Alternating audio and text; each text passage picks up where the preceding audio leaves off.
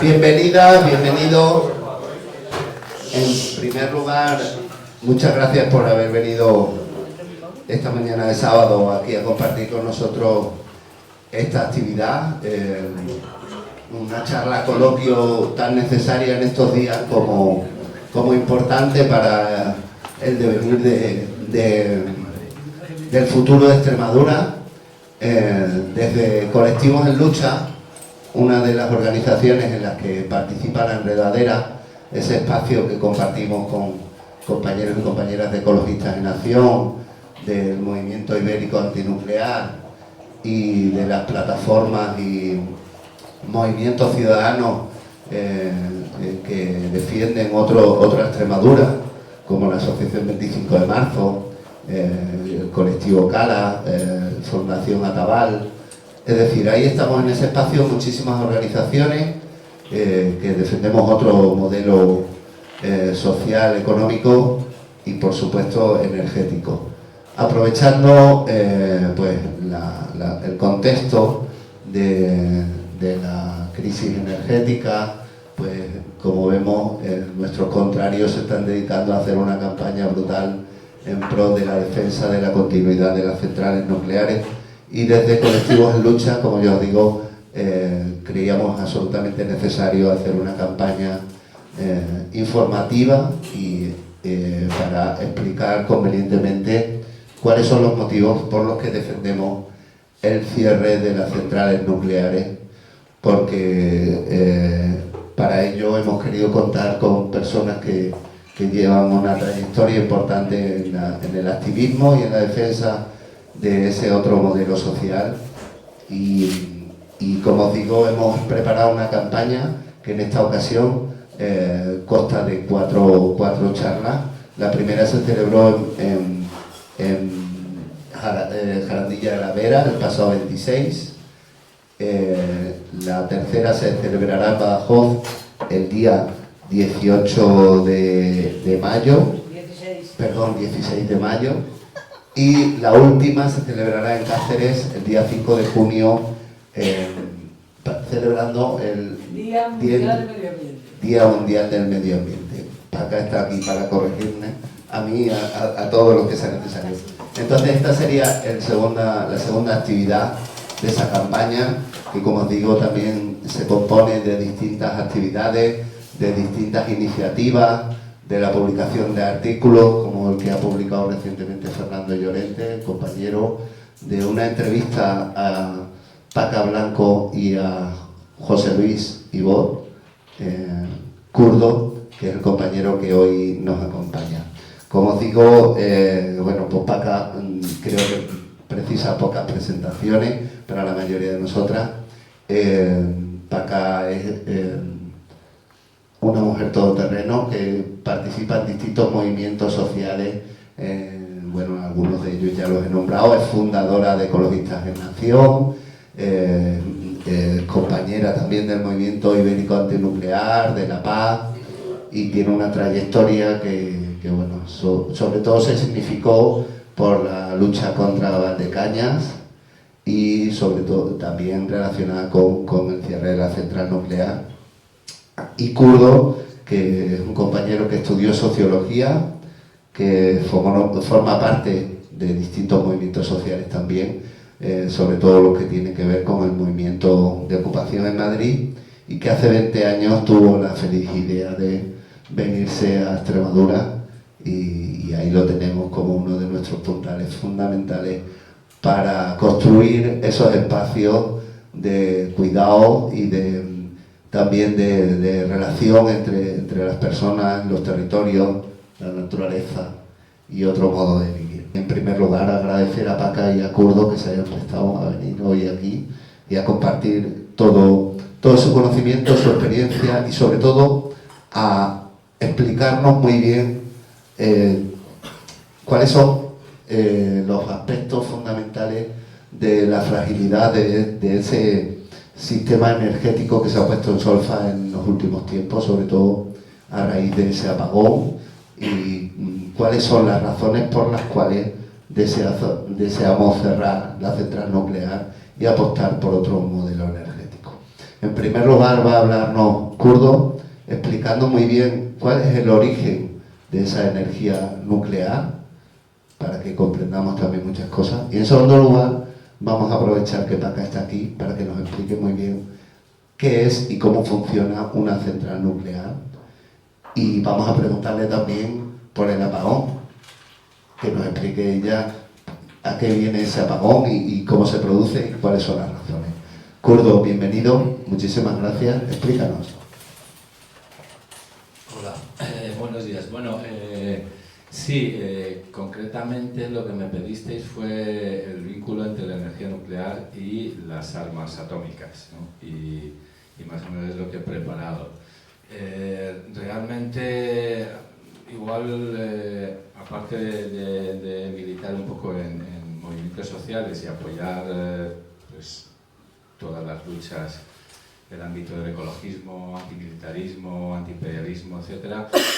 Concretamente, nuestro colectivo allí en La Vera, en la zona de La Vera, que es donde vivo, empezamos a tomar conciencia del tema de la industria militar porque dos fábricas de armas que hay cerca, vamos, la de Navalmoral y la del Gordo, fueron compradas en 2023 por la multinacional alemana Rheinmetall.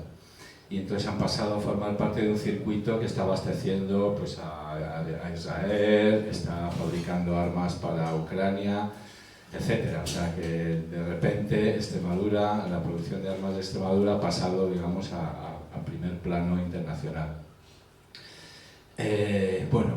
Al margen de esto, el tema del vínculo entre la energía nuclear y el arma atómica y la bomba atómica es clara, porque lo primero que se busca es el arma atómica.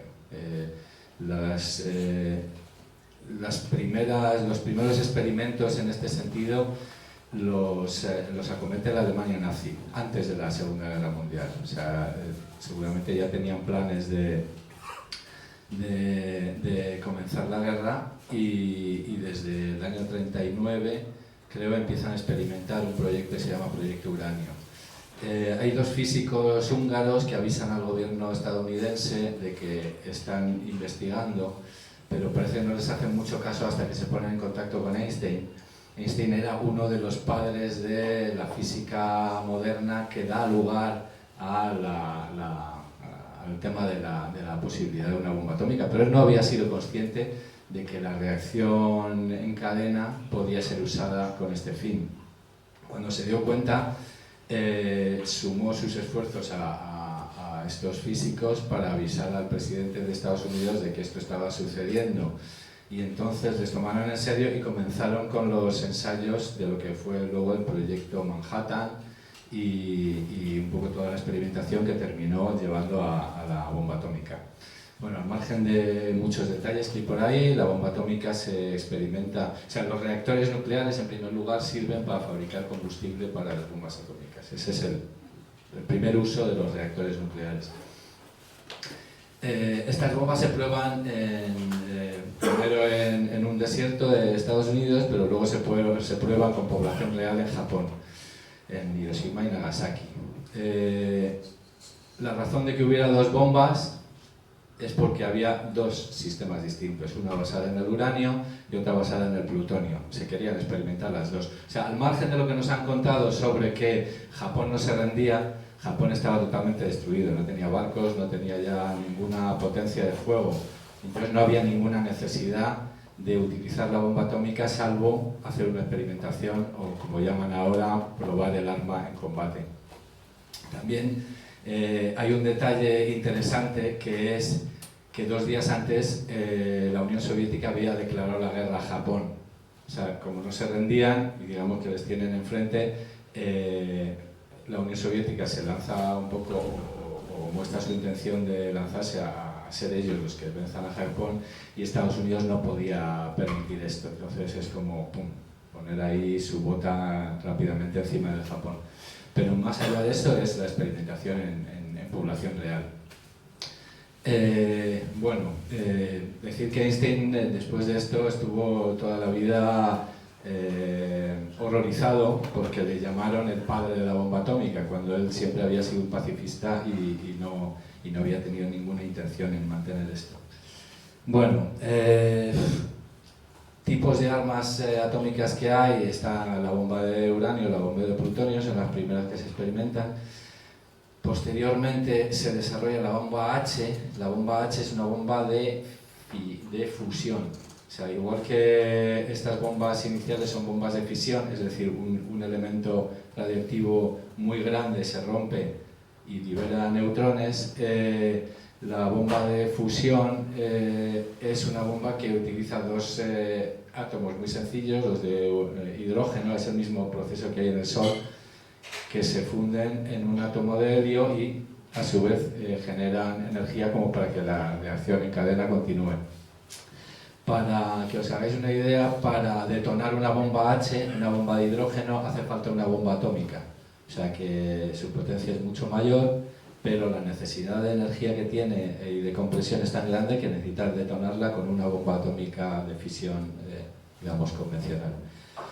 Concretamente, estas bombas H son las que se les cayeron a los estadounidenses en Palomares. Al margen de lo que nos han dicho, no pasó nada. Realmente dos de esas bombas explotaron, pero no hicieron una detonación buena como para provocar la reacción nuclear, pero sus elementos explosivos sí que explotaron. Digamos, el explosivo de TNT que hace falta para detonar una bomba atómica convencional. De hecho, España estaba experimentando entonces con la bomba atómica, aunque en secreto. Los norteamericanos no querían que otros países tuvieran la bomba atómica. Los países que llegan a la bomba atómica lo llevan por su cuenta, ¿no? Son primero la Unión Soviética, luego China, Francia y Reino Unido. Sí que había estado en el proyecto inicial de Manhattan y también tiene sus bombas atómicas. Franco quería la bomba atómica, pues me imagino que para obtener ahí un poder de disuasión. Y hay un proyecto secreto que se llamó Proyecto Islero. Hay un documental cortito en YouTube que os recomiendo porque llama mucho la atención sobre esto. Y concretamente aventura que, pese a que en un momento dado los yanquis le ponen a Franco claro que no puede ser, que no va a continuar con la bomba atómica, Carrero Blanco sí que quería continuar. Y pues hay una posibilidad de que el atentado a Carrero Blanco tuviera algo que ver con quitarse de medio a un elemento que podía ser un estorbo para los planes norteamericanos. Ahí, digamos, hay una conexión que nos puede igual ayudar a entenderlo. En fin, ahí se queda. Bueno, al margen de toda esta historia, actualmente pues la energía nuclear va por un lado, la energía nuclear de producción de electricidad, y la industria de armas va por otro. El vínculo mayor que podemos tener entre las dos es que ambas son industrias muy opacas, de las que sabemos muy poco y que se mantienen sus datos en secreto. Entonces tampoco podemos decir, porque sí que es verdad que algunas centrales nucleares se han utilizado para generar plutonio, para hacer bombas atómicas, pero no tenemos ni datos ni estudios muy claros al respecto, pues son, digamos que, industrias muy secretas. Al margen de esto, bueno, pues en conexión un poco con el estado de las cosas en el que estamos, Europa se está preparando para armarse hasta los dientes, en lo que algún analista dice que puede ser la próxima burbuja económica, y concretamente pues en Extremadura tenemos fábricas que van a estar ahí en primera línea. No sé, yo creo que son suficientes cosas y además tenemos un poco pues esta situación en relación con la guerra de Ucrania, nos están contando unas historias y Europa se está posicionando de una manera muy clara a favor de la guerra, en vez de a favor de solucionar los conflictos de una manera pacífica o negociada. Yo creo que lo voy a dejar ahí y le voy a pasar el micro a la compañera Paca. Perfecto. Muchas gracias.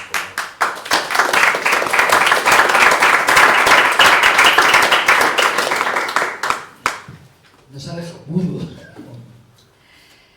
Bueno, yo voy a empezar a pasar las primeras diapositivas, que se las paso a todo Dios, porque quiero que sepan que la industria civil nuclear no es lo que cuentan. Entonces hay una serie de diapositivas que voy a pasar más rápido porque quiero llegar al final, que es el quid de la cuestión. Entonces, si alguna tenéis mucho interés, me hacéis así y que pare Manolo. ¿Vale? Pues venga, Manolo, dale. Bueno, esto es una mina de uranio a cielo abierto, y quiero que leáis detenidamente lo que pone ahí. Que se necesita triturar 600 toneladas de rocas para una central nuclear convencional. Durante un año se necesitan 200 toneladas de uranio, dejando 230 millones de toneladas de desperdicios estériles, que son tierras radiactivas alrededor de la mina. Eso es una mina de uranio, a cielo abierto. Pasa. ¿Y ya está? Bueno, ahí tenéis los volquetes que van cogiendo toda la tierra para coger una piedrecita, que ahí veis la piedra de uranio, eso es una piedra de uranio, que hay que machacar para hacer óxido de uranio para el material de las centrales nucleares, para las barras de combustible. Pasa. Bueno, aquí os pongo una lista de las principales minas y países productores de uranio. Ahora mismo le estamos comprando el uranio casi todo a Rusia, pero si os dais cuenta, a Canadá, Australia, Kazajistán, o sea que vamos, que no lo tenemos aquí en la frontera de Portugal, ¿vale? Todo eso hay que traerlo por barco y por carretera. Por lo tanto, desde la minería de uranio, el transporte y todo lo demás va emitiendo CO2. Pasa. Bueno, pues todo este es la parte del ciclo de combustible. Desde la minería, la reconversión, que como veis está en Rusia y en el Congo, el enriquecimiento en Francia, la reconversión en Rusia, Congo, Canadá, y luego vamos a la fabricación que está en el juzgado Salamanca. O sea, ahí es donde llega el uranio, el óxido de uranio, y se hacen las barras de combustible y luego se reparten por las centrales nucleares, por transporte en carretera emitiendo CO2. Pasa. Bueno, ahí tenéis, eso es una centrifugadora. Así es como se enriquece y se empobrece el uranio.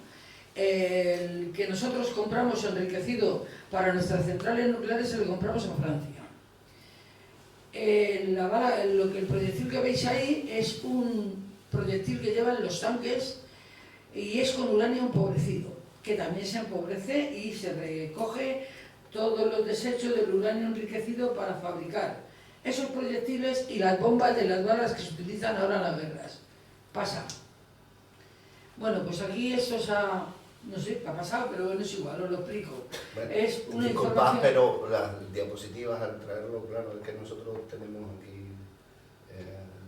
software libre y por eso se ha desconfigurado alguna diapositiva. Bueno, es igual, Disculpad, vamos a ver. pero- Lo más importante, ya lo sabéis, que la central nuclear de Amara donde está, a los kilómetros donde está, que en el 81 y en el 83 han empezado, y ahora lo más importante es que 3 años antes del cierre ya se tramita el plan de desmantelamiento, que se inició, que por eso hicimos las jornadas el año pasado, en noviembre de 2024. Se supone que en 2025, en noviembre, se les acaba el plazo de presentar todo lo que tengan que presentar.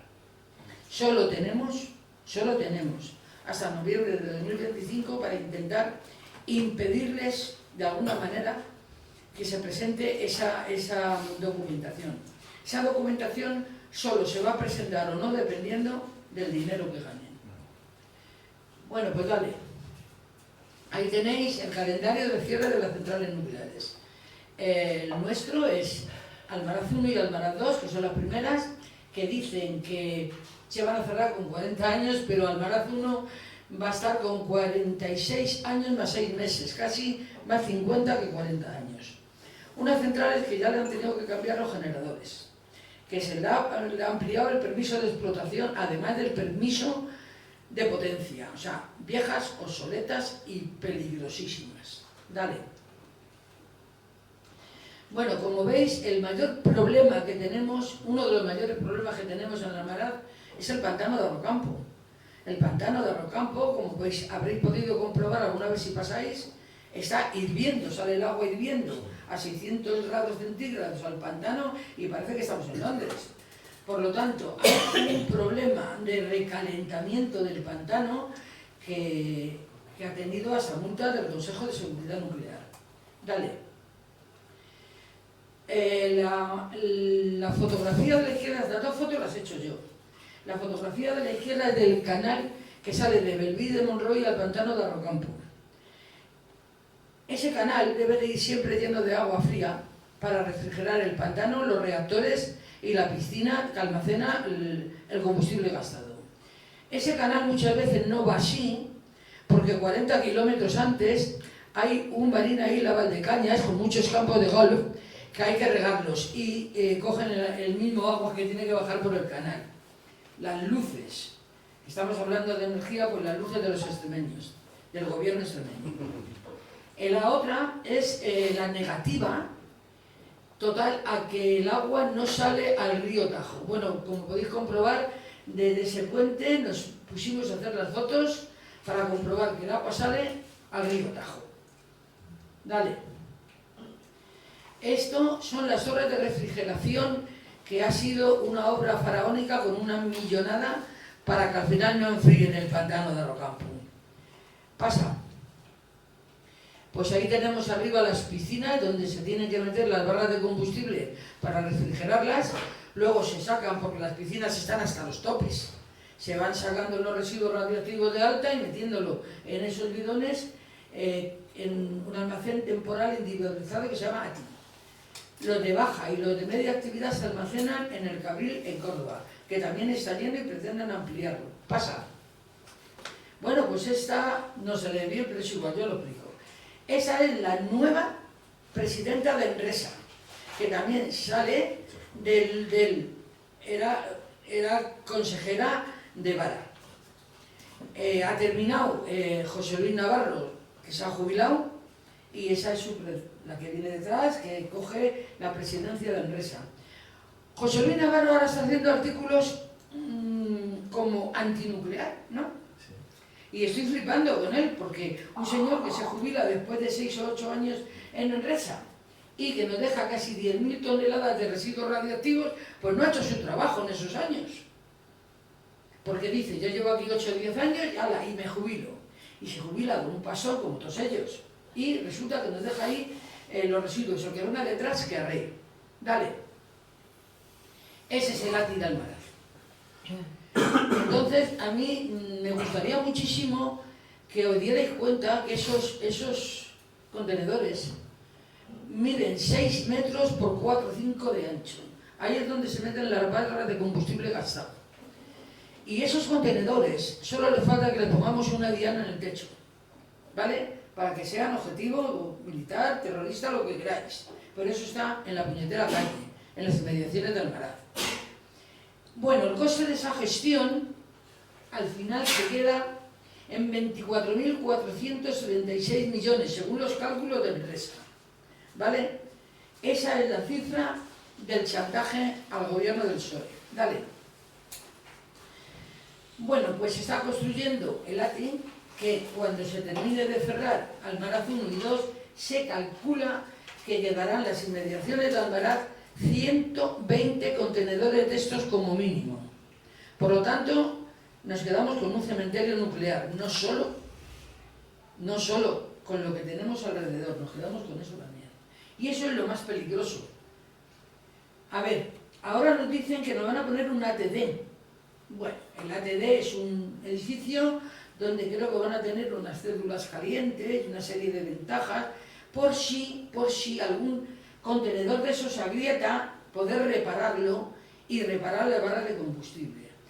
Si un contenedor de esos agrieta, salir corriendo, que no va a llegar al ATD a que se repare. Dale. Eso sería el transporte que se utilizaría cuando tuviéramos el AGP, que es un almacén en profundidad. ese sería el transporte que se utilizaría para coger esos contenedores que hemos visto antes y trasladarlo a donde se ponga el cementerio nuclear en profundidad. Por carretera también, ¿eh? Dale. Bueno, y este es el único cementerio nuclear que existe, que está en Finlandia, y que es el único cementerio, además es tremendo, porque esto es lo que el gobierno quiere copiar para hacerlo en España. Para empezar, no empezar ni a investigar dónde, pero este es el cementerio nuclear que se quiere poner. Dale. Bueno, tenemos, ahí tenéis una vista del cementerio nuclear de Finlandia. Siento que no veáis lo de abajo porque es, de todas las maneras, si ponéis Infinity cementerio nuclear Don Carlos en Finlandia, os sale un documental en internet que es gratis y le podéis ver y veis lo que es un cementerio nuclear. Se calcula que le tendremos para 2073 terminado, ¿vale? De momento no han empezado ni a investigar dónde. Y yo tengo una propuesta. Yo quiero que el cementerio nuclear en profundidad vaya a Madrid. Dale. Bueno, pues aquí veis que el parque nuclear ya está viejo y obsoleto.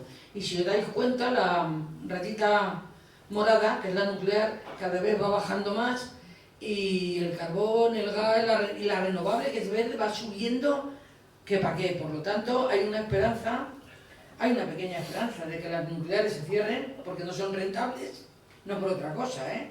Y que se vayan cerrando y que la renovable vaya subiendo, pero que vaya subiendo en condiciones. Vamos, sigue, dale. Ahí tenemos a vuestra. Yo tengo otra parecida, ahora saldrá. Ahí tenemos esta que se va a Europa, con la cara dura, diciendo que va a dejar en la calle el cierre de Almaraz a 4.000 empleados. Tiene Almaraz ahora mismo 785 empleados. No tiene 4.000 ni por asomo. Pero no tiene 4.000 ni con los indirectos. Porque los empleados que van a trabajar en la parada y a recargar el combustible no solo recargan en Almaraz. Esa contrata recarga en todas las centrales nucleares españolas y algunas francesas. Por lo tanto, no puede contar a esos empleados como empleados de Almaraz que se quedan en la calle, porque eso es mentira. Dale. También, no lo habéis visto ahí abajo, pero lo ponía, que mientras exista un solo contenedor de residuos radioactivos, uno, en la zona, los pueblos que están cobrando ahora mismo por tener una central nuclear en un radio de 10 kilómetros, van a seguir cobrándolo. Por lo tanto, lo de los empleados, lo de los pueblos que se van a quedar sin dinero, todo eso es mentira. Los pueblos van a seguir cobrando lo mismo mientras tengan residuos radioactivos. Bueno, pues aquí están las dos, que de verdad las han regalado una central nuclear de juguete y están tan contentas, ¿eh? ¿Habéis visto la cara que tienen? Tienen cara de locas las dos, ¿eh? Y es que creo que oyen voces en su cabeza. Y las voces se llaman dinero. Están pensando las dos lo que van a ganar si se amplían las centrales nucleares, sobre todo en Extremadura. Dale. Bueno, yo propongo que se vaya al cementerio nuclear a Madrid por esto. A ver, aquí tenéis la generación eléctrica y la demanda eléctrica de Madrid. Madrid es un pozo sin fondo, es un agujero negro. Y aquí mi presidenta de Madrid diciendo que es que si me apagáis Almaraz, me apagáis Madrid. Pues claro, gilipollas, te pueden apagar Madrid porque se te ha metido en la cabeza que tienes que fomentar los calamares y las cañas, que ya las comíamos antes de que ella llegara, ¿eh? Pero ella ahora es su publicidad, quiere un Madrid con calamares y con cañas. Bueno, pues no ha hecho los deberes los años que lleva gobernando. No hay comunidades energéticas, no hay cooperativas de electricidad, no hay todos los tejados con fotovoltaica y solar térmica, no ha aislado los edificios para que no se vaya el frío y el calor por las rendijas. Por lo tanto, tiene un consumo Madrid y encima alega, los pueblos de Madrid hacen alegaciones que no quieren instalaciones renovables en su pueblo, que son muy feos. Entonces, dale. Bueno, pues esta. Ahí tenéis lo que produce y lo que produce Madrid, un 5%, y Extremadura. Entonces, Extremadura, los 2 reactores de Almaraz, más la mayoría de todos los huertos fotovoltaicos que hay, van a producir que Madrid tenga luces. La presidenta no creo que tenga luces ni con eso, pero Madrid hay que alumbrarle. Entonces, yo creo que nos tenemos que poner serios, y ser solidarios, o sea, que cada territorio tenga un mínimo de energía renovable, pero no para abastecer a una ciudad como Madrid. Madrid se tiene que poner las pilas y tiene que intentar tener por lo menos unos mínimos de autoabastecimiento. Dale.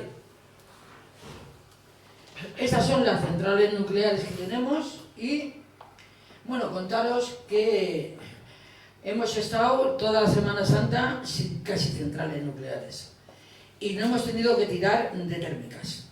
Las renovables han sido capaces de abastecer a España porque hemos tenido aire, hemos tenido agua y hemos tenido sol. Y es de lo que se trata, de cada día tener menos fósiles, menos nucleares y que las energías renovables estén bien repartidas por los territorios. Dale.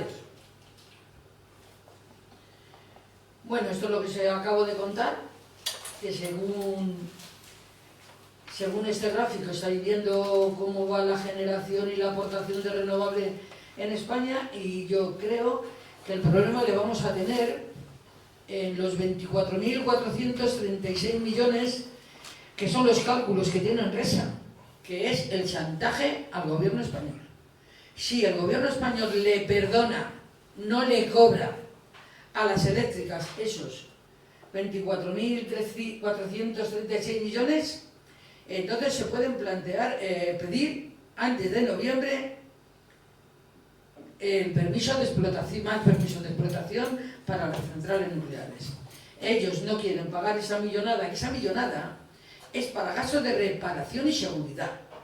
O sea, que ellos quieren que las centrales nucleares sigan funcionando sin repararlas, sin seguridad y que nos vayan dando, ¿vale? Y lo que pretenden, lo que pretenden es la tasa Enresa, que es la tasa que hay que pagar por las basuras. No sé si ya lo habéis visto esto, pues dale. Vale. Lo que pretenden es que la tasa Enresa, que es que Enresa echa unas cuentas, sabe lo que se puede gastar poco más o menos en gestionar los residuos radiactivos de este país, y entonces los ha puesto una tasa. Esa tasa, además del chantaje de esa millonada en reparación y seguridad, esa tasa no la quieren poner a los ciudadanos en el recibo de la luz. Entonces, ese es el chantaje al gobierno. Entonces, vamos a ver si el gobierno acepta el chantaje o no, porque me parece que sí que nos teníamos que salir a la calle todos, no hay derecho a que ellos tengan un negocio, no paguen su basura y encima se la paguemos todos los demás. Dale. Bueno, pues aquí tenemos a Amancio Ortega, que se ha... Amancio Ortega, que se convierte en el mayor accionista privado de la red eléctrica. Tenemos al Florentino, que se lleva por tener la seguridad y la vigilancia del cementerio nuclear del Cabril 11 millones de euros. O sea que todo eso lo tenemos que pagar nosotros, compas, O sea, ese dinero sale del recibo de la luz. Les estamos pagando a las eléctricas, verdaderas millonadas que se están gastando, pero se lo están llevando muerto, porque los sueldos de estos también salen de nuestro bolsillo. Tengo por ahí una lista de 45 políticos, que os la puedo ir pasando a todo lo que queráis porque aquí no cabía, de todos los 45 políticos y lo que ganan. Dale. Bueno, pues yo creo que eso ya lo sabemos todo, lo que tenemos que hacer para no continuar como estamos. Dale. Y bueno, pues aquí también os pongo todo lo que está pasando ahora mismo. Pongo que el 12 de febrero se aprobó una proposición no de ley en el Congreso, pero el día 6 de mayo el gobierno español y sus socios de izquierda han rechazado las nucleares. y apuestan por la energía renovable. Yo creo que de una fecha a la otra ha tenido mucho que ver la guerra que le estamos dando a algunos con el tema de cerrar las nucleares. Le estamos metiendo el dedo en la llaga, que era lo que queríamos. Y parece que no hacemos nada, pero sí que movemos, ¿eh? Y hay que seguir moviendo. Dale. Bueno, y esto que se ha descontrolado, prefiero contároslo a que esté ahí en la pantalla, que es lo que yo pienso que ha ocurrido con el apagón, ¿vale? ¿Te parece que te haga una pregunta? Sí, yo ya he terminado con las diapositivas. Vale, vale. ¿Quieres hacer una pregunta no, o lo venga, cuento? termina. Yo tengo una que no me importa, si vas a preguntar del apagón... No, si yo lo que quería era hacer un breve resumen y dar paso, intervenir con una preguntita y así damos paso a las dudas y a las intervenciones y hacerlo así un poco más dinámico, ¿te parece? Pero no se os olvide que os tengo que contar lo del apagón. Eso, es que eso estaba ahí, estaba en el cartel, ¿vale? Pues, venga, muchísimas gracias, Paca. Haciendo...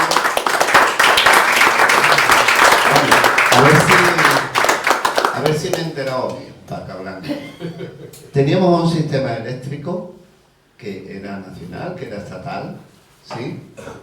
Endesa era nacional, Red Eléctrica Española era nacional, y sin embargo todo esto se ha ido privatizando. Gracias a Aznar.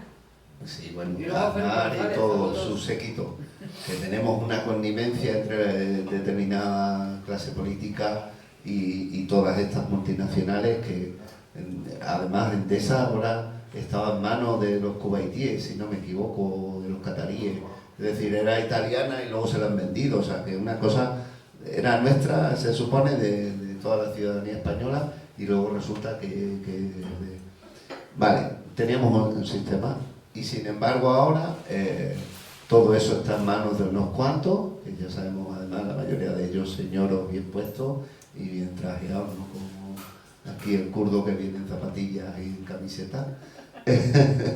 y sin embargo todo eso además empezamos a vislumbrar que todas las cosas que están pasando a nuestro alrededor además no pasan por casualidad, ¿no? Hay una connivencia, como ha explicado Kurdo, entre el sistema energético y también el rearme que se está proponiendo por parte de Europa y de los países, porque bueno, hay que sacar también necesariamente todo eso que se está produciendo, ¿no? Y además esto no nos influye en la factura de la luz, porque si recordamos toda esa alza de precios que vivimos hace unos años, que como bien explicaba Paca Blanco, incluso se puso en solfa el gobierno que entonces empezaba, acordados con aquella subida de precios desmesurados de la energía eléctrica y como se nos caía la cara de vergüenza de no poder hacer prácticamente nada con toda esta gente, ¿no? Y todo ello, si le damos la vuelta, empezamos a ver que es una energía cara, que es una energía además muy peligrosa, ¿vale? Y muy contaminante. Entonces parece que está clara cuáles son las razones por las cuales esta campaña tenía toda la necesidad, ¿no? Y es de aquí que nos encontramos con la semana pasada con un gran apagón. Tú acabas de explicar que en Semana Santa ya no teníamos prácticamente generación de energía nuclear, o sea que nos gastábamos y nos sobrábamos con las energías renovables, ¿vale? Que luego, si quieres, profundizamos también. ¿Qué fue lo que pasó el día de autos del gran apagón a nivel nacional? Paca Blanco. Y con esto también ya os doy pie para que vayáis pensando en vuestras preguntas y damos paso a todo el mundo. Bueno, lo primero que voy a deciros es que yo no tengo una bola de cristal, ¿vale? Yo os voy a contar lo que yo pienso que puede haber ocurrido, como hay 50.000 por la televisión diciendo gilipolleces y que les estamos escuchando a todos. Así que hoy os toca escucharme a mí, ¿vale? Que soy una más de las que puedo decir una tontería por una sencilla razón, porque no hay pruebas. pero no la tienen ni ellos ni yo, ¿vale? No tenemos nadie pruebas. Yo solo vengo a contaros lo que a mí me parece casualidad o no que puede haber ocurrido. A ver, el día del apagón, el 28 de abril, a las 12:03, tiene un fallo Almaraz. Intentan solucionar el fallo y están intentando solucionar el fallo y a las 12:33 Almaraz 2, la unidad 2, tiene un disparo. Un disparo es cuando automáticamente se para porque hay un problema. Eso nos viene bien porque eso impide que haya un accidente. Entonces, en la unidad 2 se para, dispara, se para y se supone que tenían que ponerse inmediatamente en marcha los generadores diésel. Pero tardaron unos segundos o un minuto en ponerse en marcha. Y claro, los trabajadores de la central entraron en pánico. Esto me lo informa una fuente que tengo yo dentro de hace muchos años.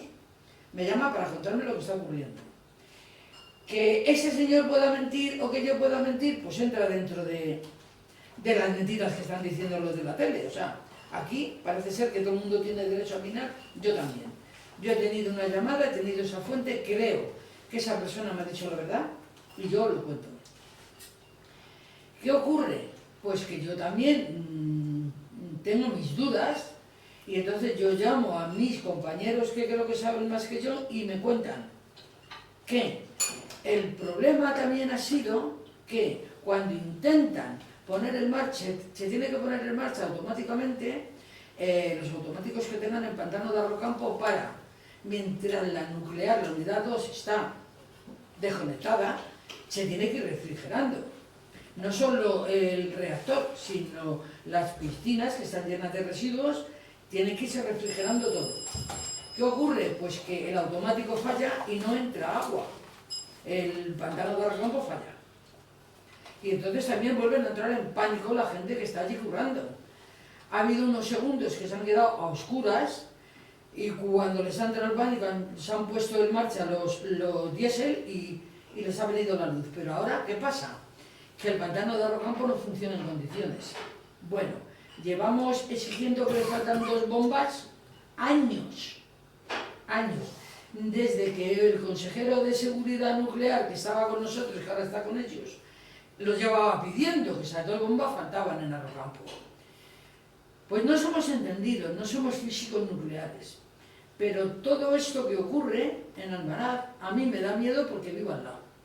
Y como vivo al lado y una chica que trabajaba en una caja de ahorros ha salido a la calle al paso de no sé cuántos furgones de policías y guardias civiles que venían de Badajoz, de Sevilla, de Madrid, pues piensa, si todos estos furgones vienen es porque pasa algo.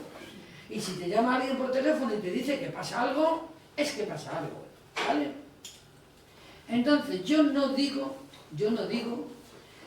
que Almaraz haya provocado el apagón, pero sí digo que a lo mejor el apagón ha provocado que haya un incidente en Almaraz. Me preocupa más un incidente en Almaraz que el apagón, a mí. Porque ese incidente de que no refrigere y que dispare el reactor, eso es lo que pasó en Fukushima. Más grave, más agua, más problema, pero ha sido un incidente de las mismas características.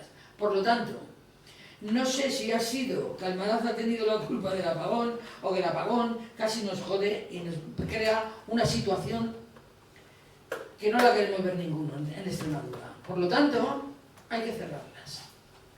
Bueno. Por lo tanto, hay que cerrarlas. Y hay que cerrarlas ya. No tienen que generar ni un puto residuo más.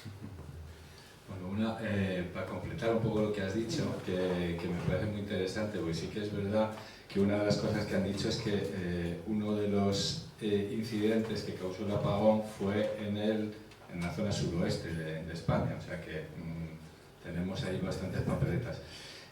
Para que os hagáis una idea, el problema de la central nuclear cuando no está produciendo energía es que no solo no produce, sino que la consume.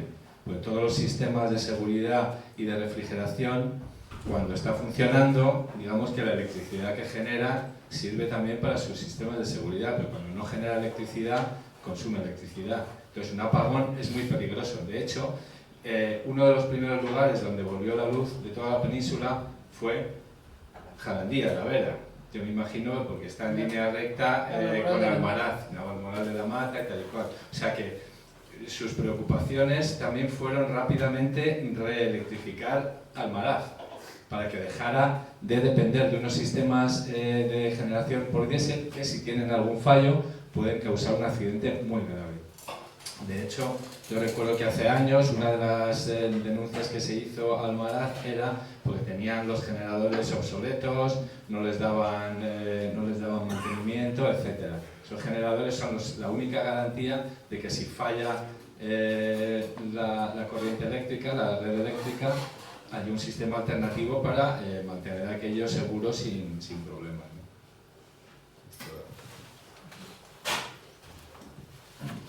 Bueno, Yo iba a preguntarte también a ti.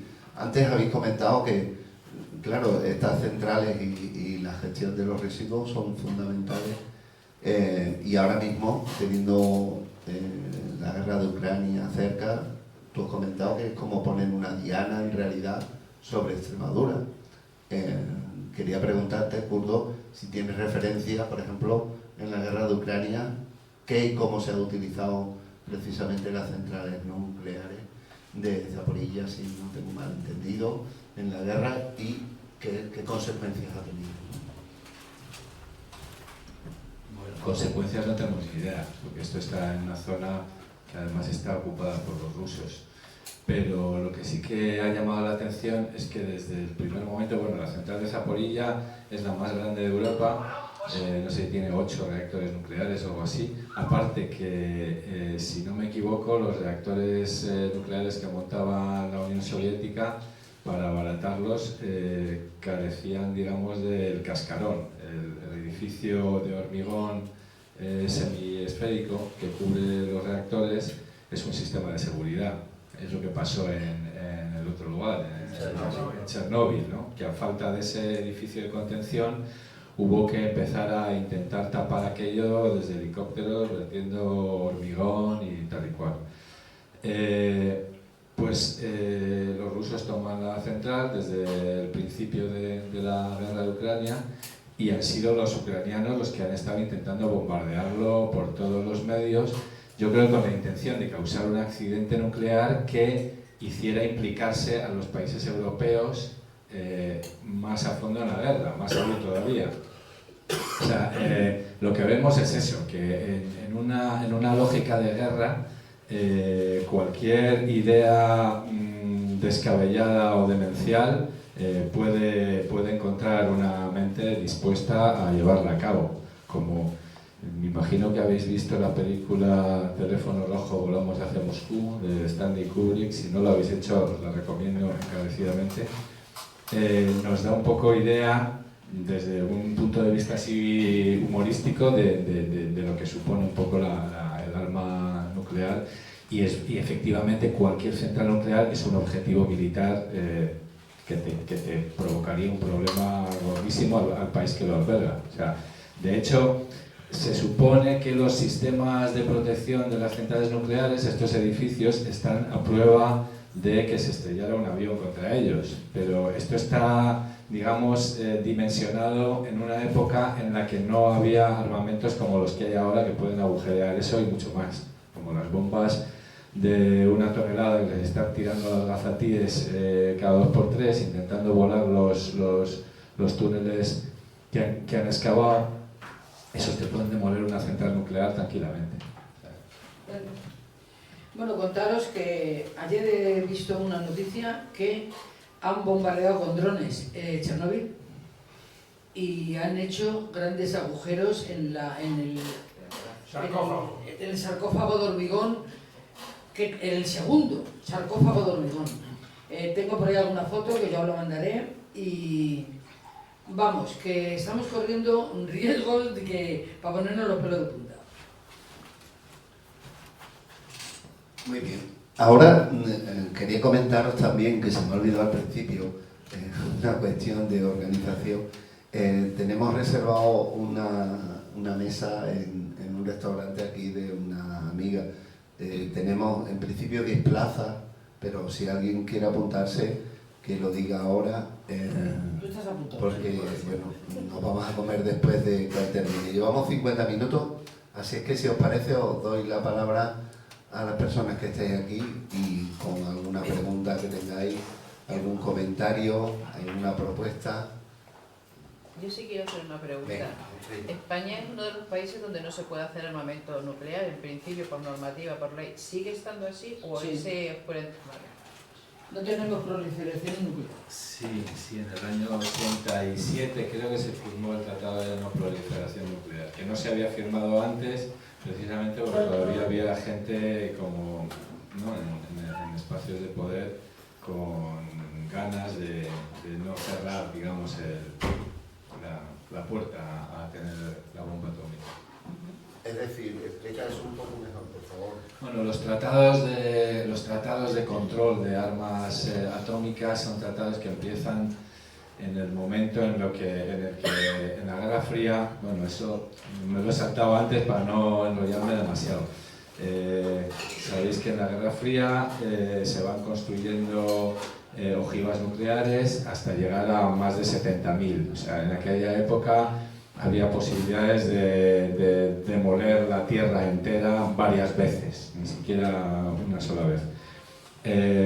Aquello se llamó, por sus siglas en inglés, MAD, MAD, Mutual Assured Destruction. O sea, era como un sistema por el cual la garantía de que si se usaban las armas nucleares, la destrucción iba a ser en ambos bandos, pues por ahí no se iban a usar.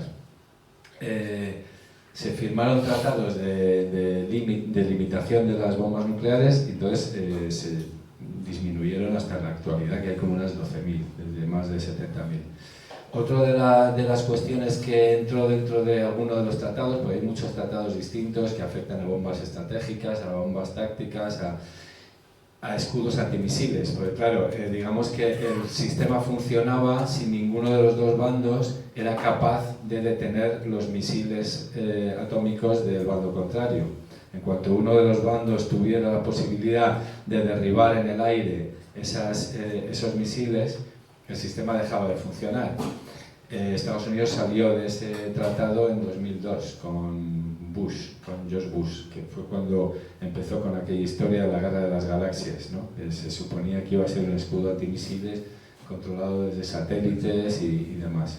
Aquello no ha funcionado, pero ese tratado ya ha dejado de existir. En principio no sabemos mucho del estado de la tecnología asociada a las bombas atómicas, pero el hecho de que Rusia posea unos misiles balísticos como no había, digamos, hasta ahora, que pueden ser cargados con bombas atómicas, pueden ser una de las causas de que la OTAN no se haya lanzado por Rusia, o sea, porque realmente intenciones sí que podría haber. José Carlos Sí, tiene una pregunta allí atrás. Mi pregunta es en relación con esto. En ese tratado de no proliferación, estamos hablando del 2002, me parece entender. A día de hoy, con los problemas de militarización que hay a nivel global, ¿podríamos asegurar que eso no se ha incrementado? Algunas potencias como Irán, Israel, hayan incrementado su arsenal nuclear. Es una pregunta que no veo contestación, no veo información de ella en ningún sitio, nadie la comenta, y por dejarla en el aire, pues si alguien tiene alguna información que la podría trasladar. Gracias. Bueno, respecto a Israel, sí, se sabe que tienen bombas atómicas. No se sabe muy bien cuántas, pero se han garantizado, digamos, ser el único país en la zona que tiene armamento nuclear. Respecto a Irán, a mí lo que me ha llegado es que, por lo visto, la bomba atómica es incompatible con el Corán, porque el Corán, digamos que rechazaría cualquier armamento que sea indiscriminado, que no se pueda usar de una forma hacia el enemigo, sino que genere una destrucción en un entorno, digamos, mayor. por lo cual, por lo visto, no se habría desarrollado hasta ahora, pero debe haber dudas. Y de hecho, pues imagino que también la contención que hay por parte de Israel y Estados Unidos hacia Irán puede tener que ver con esto, pero no lo sabemos. Estaríamos hablando también de Yemen, quizá, o Yemen ya lo dudo muchísimo, que pueda tener esa tecnología. De Irán sí que sabemos que desde hace tiempo han estado con un plan, digamos, para producir energía nuclear que puede permitir generar combustible para bombas atómicas. El enriquecimiento, ¿no? El enriquecimiento de uranio, sí, y la posibilidad de que hayan podido también tener plutonio por otros lados, porque el plutonio, al ser un desecho de la energía nuclear, pues no debe ser tampoco muy difícil de conseguir, pero no hay pruebas. Yo sí a Paca. Paca, ¿cómo ves de salud los planes de emergencia en cuanto a la población? Yo sabes que vivo en Trujillo, claro. Claro. O sea, porque yo creo que es algo que siempre se obvia, esta energía verde y maravillosa que es la energía nuclear y que no contamina. Para que este discurso funcione, tiene que haber un no discurso. El último, en Trujillo se hizo un simulacro hace 5 o 6 años quizás, que la población ni se enteró, la población no está informada. ¿Cómo ves la salud, Paca, de los planes de emergencia en cuanto a la población? Mira, para empezar, el único hospital que podía recoger personas enfermas por causa de una central nuclear no tiene oncología. Esa para empezar. Campo Arañuelo no tiene oncología y los enfermos de cáncer que pueda resultar de una exposición a radioactividad van a Badajoz y a Cáceres. No sé que ese hospital igual dejaría de ser operativo, ¿no? Entonces, esa es la primera causa. La segunda, en todos los pueblos debería de haber un sistema de alarma. Y mira, os voy a contar una anécdota para que os riáis. Yo iba en un autobús para Madrid un día donde probaron la alarma en Almaraz, porque no había funcionado nunca, y ese día la probaron. Y salieron corriendo todos los del pueblo. O sea, que esos que defienden nuclear sí y hacen una plataforma, ese día la alarma sonó y desaparecieron todos. Bueno, no hay un sistema de alarma. Los ayuntamientos que tienen que tener eso funcionando, no funcionan, ninguno. Porque ahora no sé, yo ya llevo unos años que no estoy aquí, pero yo sí me he ido con Chema, con Máximo y con todos los antinucleares antiguos, pueblo por pueblo, diciendo, a ver, ¿funciona esto? No funcionan. Los tienen los aparatos, pero no funcionan. Las pastillas de yodo, que es exigible en los pueblos donde hay una central nuclear, en ninguna farmacia las tienen. No saben ni lo que es. Por lo tanto, solo nos queda yo soy atea ni rezar, vamos. Pero no hay nada, no hay ningún sistema de seguridad, de salud, de nada, no hay nada. El sistema que había, que era el PENCA, que fíjate el nombre que tiene, Sí, el PENCA, pues el PENCA no funcionó nunca. Entonces te dicen que no lo han puesto en funcionamiento porque no ha habido nada, mentira. Ha habido fugas, ha habido incidentes, ha habido paradas no programadas y ese sistema no funcionó nunca. Entonces eso es lo que tenemos en la zona. Pero sigue en activo el PENCA. Pues es que no sé si se ha muerto ya de viejo o de telaraña que ha caducado, pero que no funciona, o sea que no funcionó nunca. Y luego otra cosa, que yo no sé por qué, yo me doy cuenta que muchos técnicos de la central nuclear de Almaraz se vienen a vivir a Trujillo, que es un pueblo que no hay nada, no hay cine, no hay teatro. ¿Tú sabes cuál puede ser el motivo? Que no se vayan a la Valdemoral, que se queden en Almaraz, que hay una vivienda. ¿Tenéis los alquileres más baratos? ¿Tenéis los alquileres No, más baratos? Trujillo tenemos los alquileres bastante caros, de Se probado, llama Puerto del Miravete. Pero está más lejos. Hay una barrera natural. Está más lejos.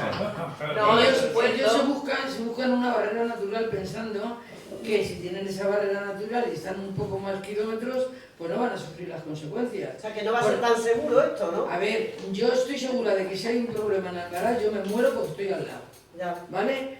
Pero no saliendo las ganancias a los demás, porque claro, la radioactividad no se va a quedar ahí, ¿eh? Ya. Va a llegar hasta donde tenga que llegar. Por lo tanto, lo vamos a pagar todos y muy caro. ¿Cuáles son los vientos predominantes en la zona? Pues van para la vera. Baja de ahí. Para allá. Van para la vera. O sea que los de Trujillo tenéis hasta eso. Entonces, bueno, que todo esto es una mamarrachada, ¿vale? Todo esto les hemos dejado en su tiempo de instalar una central, 2 reactores nucleares sin absolutamente exigirles nada. Y los 4 antinucleares que dábamos el tostón, que conseguíamos tener unas manifestaciones en aquellos tiempos, pues fueron aquellos tiempos, porque ahora las manifestaciones son del sí al Marat. Sí. Yo tengo también otra pregunta. Es verdad que cuando se ha peleado, se ha reivindicado el cierre de la central de Almaraz, la respuesta ha sido violenta, no agresiva, violenta. La pregunta es, actualmente, ante una movilización en contra de la nuclear para su cierre, ¿la respuesta de la población seguiría siendo violenta, no agresiva, violenta? Bueno, a mí me llamó un periodista de Madrid para hacerme una entrevista el martes. Y a ver si podía bajar con el Almaraz y le he dicho, no te lo crees ni tú. No bajo Almaraz ni por una apuesta, ya me puedes dar billete que no bajo. Hombre, O sea, a mí me lincharía. O sea, de al bajar Almaraz por una al gordo. ¿eh? a la gasolinera sí, ¿no? A la gasolinera sí, ¿no? Hay que la De tienes bajar al fondo. Almaraz con aquellas pancartas que bajábamos y la que liábamos a hoy, es que te pueden linchar los mismos trabajadores. O sea, que tú bajas allí y corres un riesgo. Y voy a dar esa entrevista la voy a dar en la Moral de la Mata, corriendo un riesgo también, ¿eh? Porque lo mismo me pasa alguno por allí y me tiene una piedra o algo. Yo qué sé, En la pero hay que rotonda. hacerlo. Y lo haremos, lo seguiremos haciendo. ¿En la rotonda de la gasolinera o acá?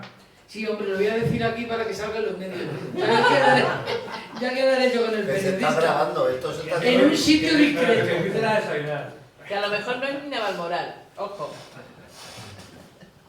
Venga, más preguntas. A mí me gustaría que te detuvieras un poco más en la sucesión de acontecimientos del 28 de abril, porque no tengo duda de los datos, pero no los ordeno bien. O sea, estamos hablando de que hay un disparo en el reactor 2. Sí, ¿A qué hora? a las 12:33. O sea, el disparo es, digamos, coincidente en el tiempo con la caída, con el apagón. Desacopla de la red, sí. Sí, o sea, que entraría dentro de la norma ese disparo.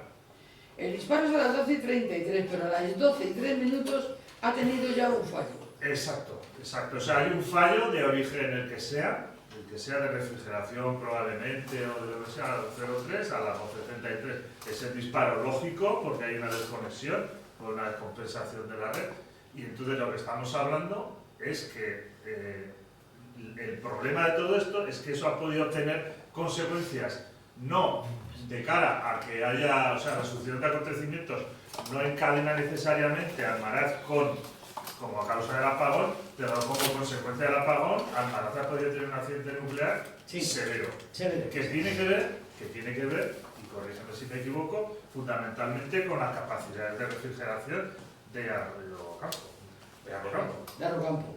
Vale. Sí, Porque Entonces, si todos sabes que lo está refrigeración- preguntando un periódico. Los O sistemas. sea, le estoy preguntando.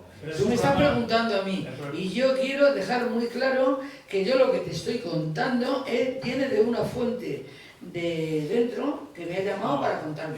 Que no es oficial, que no se puede publicar. Que esa persona lleva toda la vida informándonos y hasta ahora no nos ha mentido nunca. Por lo tanto, yo me voy a fiar de él, ¿vale? Yo. Tú estás en un periódico, si quieres lo cuentas, y si no, no. Pero yo me fío de la persona que me ha llamado porque me ha llamado durante muchos años No, anteriores. solo quería despejar el hilo conductor, que es Vale. importante.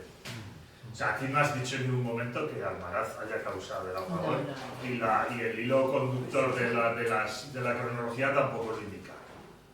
O sea que por ese lado tranquilidad. ¿Puedo Espera, José Carlos, ¿te ha quedado claro? Pues sigo. Me ha quedado clarísimo. Vale. una puntualización acerca de lo que has dicho, compañero. El tema de Arrocampo, entiendo que puede tener algo que ver, pero es un problema un poquito más secundario, ¿no? En el sentido que te has referido antes, en que faltan 2 bombas para refrigerar, que quizá también tuviera algo que ver. El que falten esas 2 bombas para poder refrigerar correctamente, o viene ya también rodado de el propio incidente de la 233. A ver, esto es un cúmulo de consecuencias, tanto el apagón como el incidente de Almaraz. Es un cúmulo de consecuencias. El apagón no solo puede haber sido Almaraz o no, sino que ha habido otras consecuencias. Ha habido una desconexión con Francia, ha habido más cosas. Entonces ha habido un apagón porque ha habido una serie de consecuencias. ¿Que Almaraz puede ser una? Puede ser. Sí, vamos. ¿Que el apagón ha podido provocar un incidente en Almaraz? Puede ser. Lo cierto es que con todo esto estamos jugando con una tecnología, que es donde yo quiero llegar, peligrosísima. Y que ahora mismo es prescindible, que no la necesitamos. Y que además de correr los riesgos que estamos corriendo, es que además está generando, que es a donde quiero llegar siempre, al caballo de batalla, ya llevamos 10.000 toneladas de residuos de alta actividad. Es que si las conceden el permiso de explotación, podemos llegar a tener más toneladas, pero si no sabemos qué hacer con estas, ¿cómo podemos generar más? Es que somos hasta absurdos para eso. Y entonces, yo siempre pongo un ejemplo, y es que tú pagas, yo por ejemplo, que vivo en Madrid en un edificio grande, yo pago una tasa de basura por poder llegar con mi basura todas las noches y meterla en el contenedor. Yo pago una tasa. ¿Por qué si yo pago una tasa de basuras, las eléctricas no pagan la tasa de sus basuras que han generado sus empresas que les han hecho multimillonarios? ¿Por qué no pagan ellos? ¿Por qué quieren que se lo paguemos eso nosotros? Y luego mis basuras, viene un camión y las recoge y se las lleva. A Almaraz no va ningún camión, ahí se van a quedar. Dicen que hasta 2073, yo no lo voy a ver. Pero ¿cómo hasta 2073? Si todavía el cementerio nuclear de Finlandia no está en marcha, del todo. Si no han encontrado ni el sitio, ni han empezado a investigar. Y además yo creo que tenía que ser una decisión democrática. No pueden decir como han hecho con Villar de Cañas aquí y luego resulta que no valía. Tiene que ser una investigación seria y democrática, y nos tenemos que enterar los ciudadanos de qué está pasando. Y eso es mejor ahora con 10.000 que dentro de unos años con 20.000. Vamos, digo yo, eso es de lógica, eso lo entiende cualquiera. Entonces, como se está generando lo que se está generando, y como encima estamos viviendo en momentos bélicos, yo creo que lo mejor es cerrarlas, son prescindibles.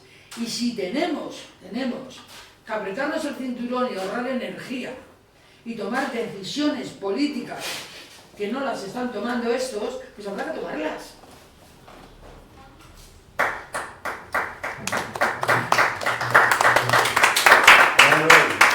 Un detalle, no quiero ser pesado con esto, pero es que quizás Arrocampo en ese momento tuvo más necesidades además de la refrigeración. Y está No te he oído bien, Manuel. Igual Arrocampo, en el momento en el que tuvo que refrigerar a tope Almaraz, es que no daba abasto con la demanda que tenía. Claro, sí, es que además la noticia tal y como yo la he leído y te la he pasado con eso, no dio abasto, no pudo. O sea, ¿Qué no otras alcanzaba necesidades cubre Arrocampo? ¿Eh? ¿Qué otras necesidades cubre Arrocampo? Ninguna. O sea, Esa- simplemente no dio para refrigerar. Ese pantano se construyó, además es un prototipo único en el Sí, mundo. lo conozco. No, digo que no hay Solo otra es para central refrigerar, nada que, más.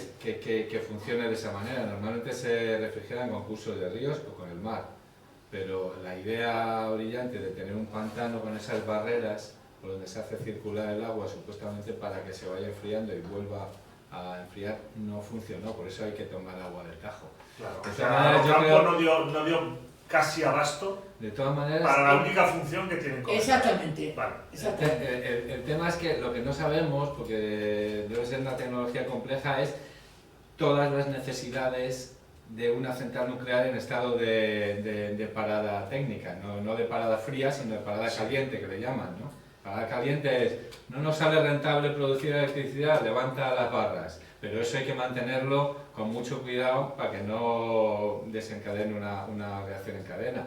Entonces, eso tiene unos consumos que igual son muy grandes, ¿no? O sea, ese puede ser el problema. Más que, porque Arrocampo es el sistema de refrigeración, pero que tiene que haber unas necesidades grandes de electricidad para sostener aquello.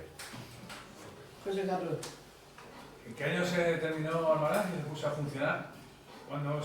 ¿Cuándo mandó a la red el primer kilovatio?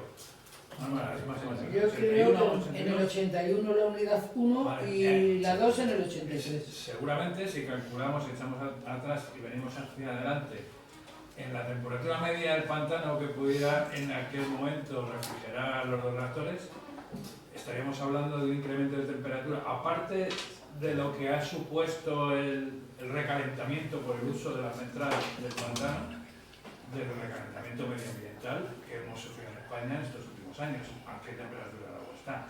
Por mucha refrigeración que le hayan puesto, yo creo que está... Por eso al principio pusieron una cosa que llamaban cojaditos. Si a eso le añades que faltan 2 bombas... Y ahora hay torres de refrigeración. Han ido intentando refrigerarlo por 1000 medios, pero no hay manera. No hay manera. Es mucho más el calor y el consumo que necesitan esos dos reactores. La piscina no estaba en el 81 y en el 82 hasta los topes. Y hoy está hasta los topes. Y hay que irlo sacando y hay que refrigerarlo. No es lo mismo. O sea, ahora hay unas necesidades mayores, por lo que ya va llegando el momento y por eso se ha hecho el calendario. Hay un comentario que me ha chocado mucho, bueno, que me ha sorprendido mucho y que además es muy significativo, ¿no? Eso de que en algunos momentos parece Londres, porque la evaporación que debe tener ese pantano crea una niebla en la zona, sobre todo cuando haya bajas presiones, que se quedan en el suelo como si fuese... Sí, porque sí, el pantano está permanentemente como una mancha, una bruma, de bruma encima. Sí, hoy he pasado y me he acordado de esto y digo, qué extraño, no hay niebla. Digo, claro, el debe estar desconectado. Pero ahora mismo, después del apagón, creo que las centrales nucleares no han entrado en funcionamiento. En la 2 está entrando, pero la 1 todavía no. Entonces no es igual, no son los dos reactores ahí. Luego deciros que es incompatible.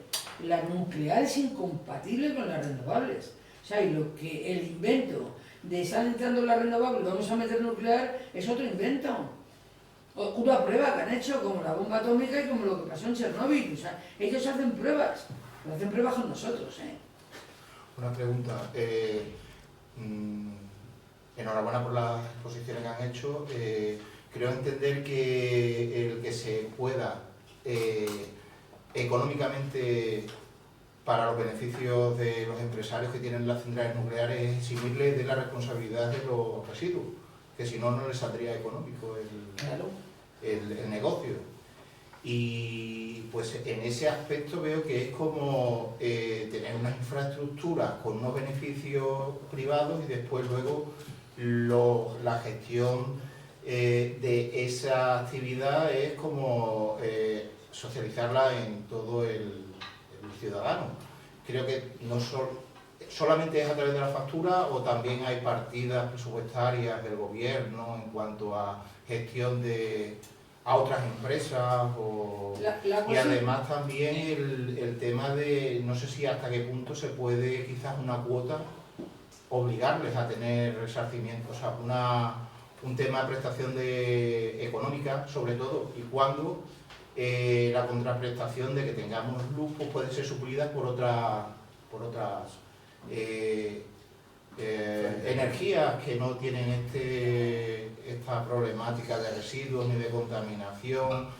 Y también ahondando en el tema de, pues del ahorro energético, que si hay edificios que pueden estar mejor aislados, climatizaciones mejor organizadas, temperaturas y aislamientos térmicos, etcétera, etcétera.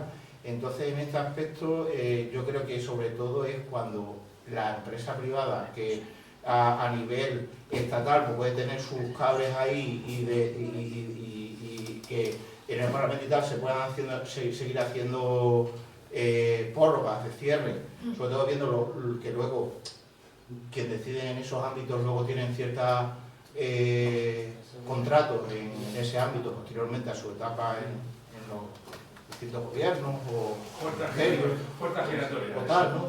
Entonces, en ese aspecto, no sé si en qué punto se puede quizás que sea una tasa que deban de asumir.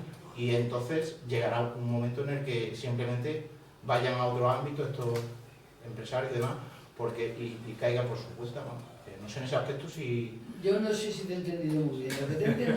Sí, es que la verdad que he hecho una mezcla de todo un poquillo, pero lo que quiero referirme no sé si es que... Yo lo que entiendo es que esas empresas esas empresas tienen unos tienen una beneficios empresa, y tienen luego una los industria, perjuicios. un negocio, y tienen que pagar una tasa por la basura, y tienen que pagarla. Sí, sí, lo has comentado antes. Eso aspecto, vamos, lo veo en así. ese aspecto no sale Otra ninguna cosa ley, es o- que como son peligrosas tienen que invertir una millonada en seguridad y en reparaciones. Y no se puede permitir que haga un chantaje a un gobierno para que eso se les perdone. Y luego Que parece que les son perdone prescindibles. nuestra seguridad. Por Y favor. luego parece que son prescindibles y si se ha funcionado muchas veces sí.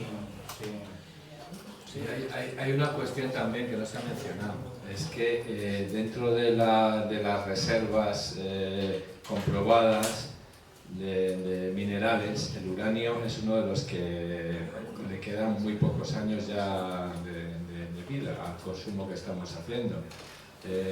El país que más consume, yo creo, uranio es Francia, porque tiene centrales nucleares hasta en Casopa. 58. Concretamente en Níger, hace poco, o sea, no sé si estáis al tanto de que varios países del área, digamos, colonizada por Francia, en el Sahel, varios países se le han levantado a Francia. Ahora mismo tienen regímenes que están nacionalizando industrias y dejando de servir como territorio de sacrificio para la metrópolis. Uno de ellos es Níger, que es uno de los mayores productores de uranio y que era uno de los lugares donde Francia se abastecía de uranio. O sea que el uranio que queda no da para mucho.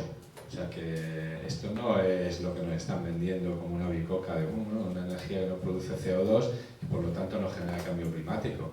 Aparte de que, supongo que estaréis al tanto, la vida radioactiva de estos elementos de alta actividad es de miles de años. O sea, es normal que las empresas se quieran desentender del coste de un coste que van a tener pues, para los restos. Nos vamos a comer, no nosotros, se lo va a comer la humanidad el tiempo de vida que le quede. O sea que cuando no haya uranio seguirá existiendo residuos radioactivos.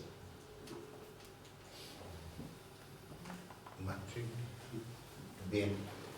Más preguntas, comentarios. Llevamos justamente 90 minutos. Fernando, venga, vamos a ver. Yo creo que podría ser interesante ya hacer una reflexión en positivo, es decir, nuestros colectivos, las asociaciones en las que participamos, está claro que por lo que respecta a nosotros, la energía nuclear es completamente prescindible. Ahora, el paso siguiente que tenemos que abordar entre la sociedad es cómo plantear alternativas a una sociedad que pueda soportar un consumo energético menor, pues le podemos dar la palabra de crecimiento o como queráis llamarlo, que eso es lo de menos. Es decir, en cuanto desconectemos las centrales nucleares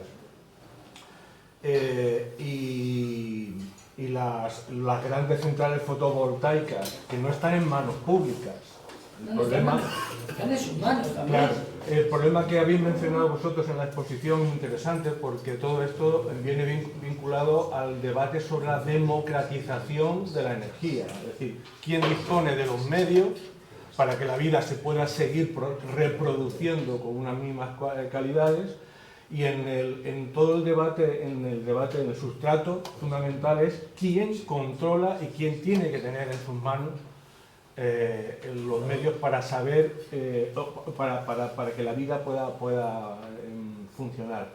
Y entonces no podemos ser antinucleares sin cambiar el modelo político. Lo digo porque a veces se nos olvida que la primera foto que habéis puesto es Madrid, es el sumidero entre Madrid y no sé si está el País Vasco. Sí, no. Las centrales nucleares son las catalanas y las extremeñas, para abastecer Barcelona. Pero es un modelo sociopolítico también de hábitat, es decir, mientras el mundo, vamos a lo próximo, mientras el modelo peninsular español de hábitat sea la concentración de la población en grandes núcleos urbanos con unas necesidades crecientes brutales energéticas, porque claro, es alucinante. Yo ahora que hemos estado hace poco allí en Madrid, en Parla, donde vivíamos y tal, resulta que los planes urbanísticos de expansiones de los cinturones secundarios y terciarios de Madrid siguen funcionando. Por un lado, lo que vemos es en los colectivos, las asociaciones y la gente sensibilizada con el tema, vemos que esto es un disparate enorme, pero por otro lado, el modelo del Estado-Nación en el que estamos viviendo, con todos sus modelos subsidiarios políticos y demás, el Parlamento, las comunidades autónomas, toda la administración, no están replanteándose otro modelo alternativo. Es decir, que nos toca a la sociedad reflexionar, darle una vuelta a dónde queremos ir como sociedad, como cultura y en concreto en nuestro territorio, que es el caso de Extremadura, cómo podemos reflexionar y hacer propuestas concretas. A mí me resulta muy curioso el otro día el apagón, que nosotros tenemos una cerquilla allí en el pueblo con unas placas solares. Claro, el primer debate que surgió fue ¿dónde conectamos los móviles para poder hablar con la gente y seguir la vida exterior? Nosotros dijimos, bueno, pues ahí como tenemos unos acumuladores en la cerca, pues hacemos una lista y traéis todos los móviles y los ponemos ahí esta noche, porque eran las 12 menos 5 y el alumno volvía, ¿no? Te hubiera dado igual, perdona que te interrumpa, porque las comunicaciones también se cayeron.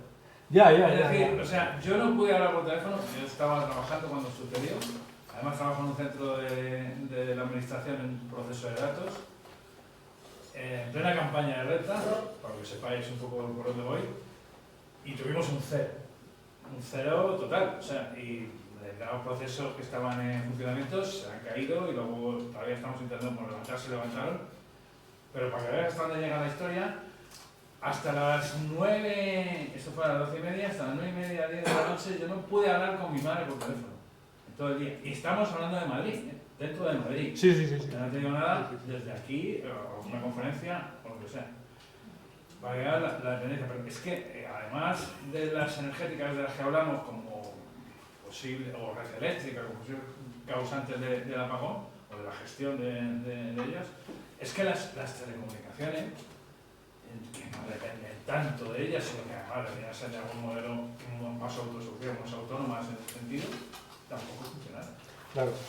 Yo pienso que incluso hasta dónde es un experimento esto, que también puede ser, pero ya es un poco especular. Ahora, lo que sí quería decirte es que yo nací en el año 61, tengo 64 años ahora, y entonces no había centrales nucleares en España, que tenga constancia, ¿no? Empezaron ya.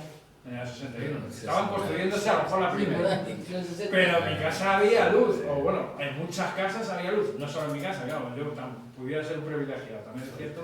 Yo he nacido dentro de una familia burguesa, lo reconozco, y siempre he crecido con luz desde el minuto 1, ¿no? Pero no había nucleares, o sea, sí que había pantanos porque eran un poco los que producían la energía en ese momento.